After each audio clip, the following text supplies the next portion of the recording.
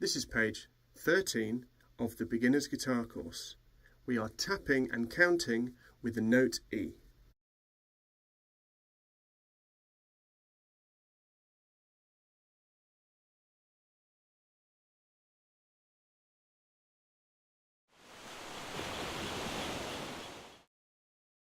When you're ready, we can start with 80 beats per minute.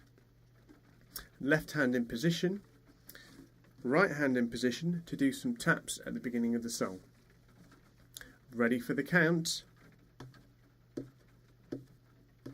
1, 2, 3, 4.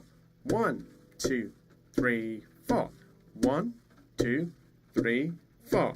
1, 2, 3, 4. 1, 2, 3, 4. 1, 2, 3, 4. 1, 2, 3, 4. 1, 2, 3, 4. 1, 2, 3, 4. Good. It might take you a little while to keep everything very even, but keep practicing over again a few times and you'll find you get there quite quickly. Do you learn how to count carefully and tap your rests? Do you think the Cherries managed to get all of their friends together at the beach club for the performance? Let's see.